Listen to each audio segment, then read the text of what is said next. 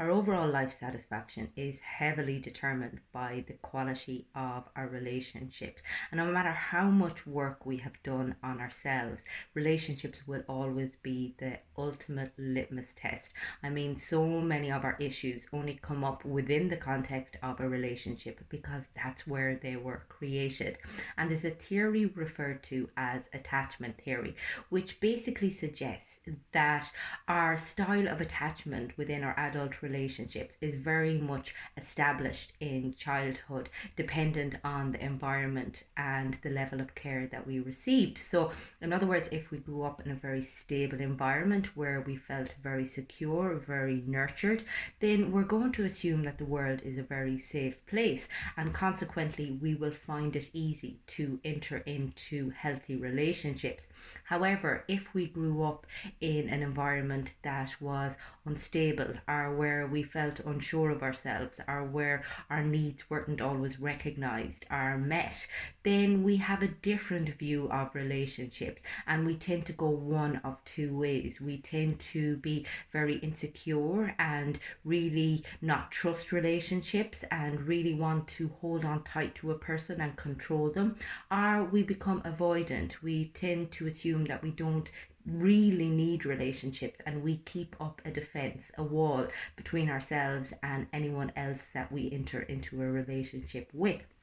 And neither of these styles is particularly congruent with a healthy, enjoyable, satisfying relationship. And the funny thing is, oftentimes the avoidance style will be attracted to the insecure style. And you can just imagine the dynamic that comes about as a result.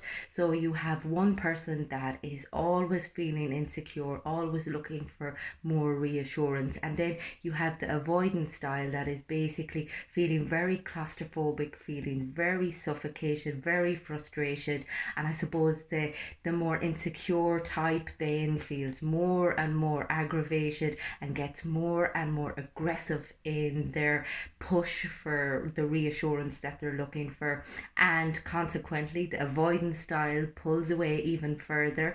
The insecure type then feels burnt out and completely gives up on the relationship and withdraws. And you can just imagine this circle goes on, and it's apparent in so many relationships. And it's very much a push pull, tug of war dance between couples that continues on until eventually they just fizzle out and give up and repeat the pattern all over again in their next relationship without even realizing it. And ultimately, this is a cause of so much loneliness and frustration for people because we are a pack animal. I mean, we are wired for connection, and yet we're very culturally influenced. You know, we are told we need to be self sufficient and independent and focus on success and focus on, kind of creating these amazing lives for ourselves. And yet underneath it all, we just want to be recognized and heard and seen and understood.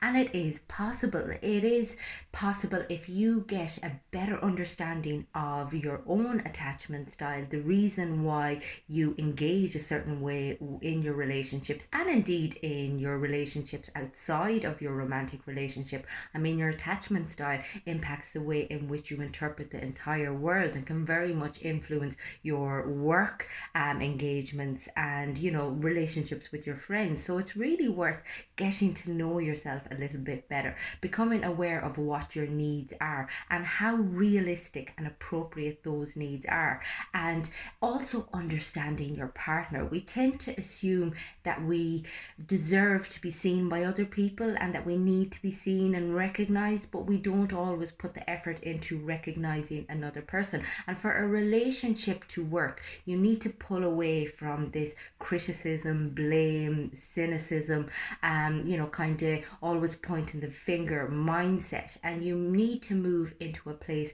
where you are available to your partner, where you're ready to listen to them, where you're ready to step out of your own ego, step out of your own pain and your own wounds and all of the bullshit that you've brought with you from your past, and meet them in the middle. Because again, when when you have different attachment styles, different blueprints for what relationships are, different past experiences, then you really need to kind of recognize that this is going to impact on the way in which you interpret each other, and that you're not always going to see your partner from the best light. And we tend to nearly create an enemy of our partner as opposed to recognizing that there's someone who has our best interests at heart. And obviously, when it comes to, kind of any sort of abusive relationships, I mean, you have to just look after yourself and make sure you take care and take the appropriate steps.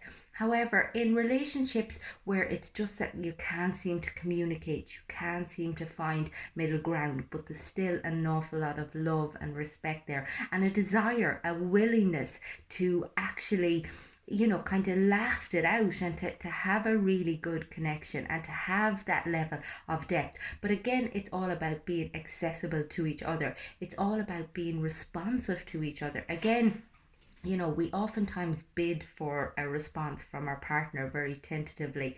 We'll talk about something that's kind of important to us, or we reach out and we touch them. And if our partner is too busy looking at their phones, or if they're tied up in something else every time we do that, we tend to feel a little bit burnt, and we're less likely to do it again the next time. So it's being very conscious and mindful and of your partner's actions, and when they may be bidding for your attention, and trying to be available to them and engage with them and find out what is going on for them, because we do tend to be very away with the fairies. We're up in our heads the whole time. We're all about us, and we're not very present either with our partners, with our kids, wherever, with ourselves, and it's about recognizing that the more in the moment we are, the more in our bodies we are, the more we recognize when our partner triggers out something really, really painful from our past, and that perhaps we are taking it out on them as opposed to exploring it, applying a little bit of curiosity to it, and understanding what is actually going on. And I suppose that's where the whole self-awareness side of things comes into it. But I mean, you have to be both willing to undertake that journey together. There's no point in one person doing the work and the other person just, not willing to look inside and look at ways in which they can deepen their connection with themselves, and consequently deepen their connection with you. Because an awful lot of relationships is just about conversation and forgiveness and understanding and seeing another person's perspective, and trying to move beyond the pain of your past and into the absolute joy of your present, which is ultimately what your relationship should be: a source of joy, a source of companionship, a source of challenge. I mean, you don't want somebody who's just going to let you away with murder, but it needs to be a place where you feel safe, and there's a vulnerability required there. And in order for you to feel safe in being vulnerable, you need to feel that you're being heard and recognized and listened to. And that takes practice, it takes work, it takes consciousness, and it takes effort. And you're not always going to feel like doing it. But the more you do it, the more you're going to reap the benefits, because ultimately it's about understanding each other's language, understanding each other's needs, and also being able to communicate your own, and being able to communicate what it is that you want the relationship to become. I hope everyone's having an amazing day, and I will talk to you again soon.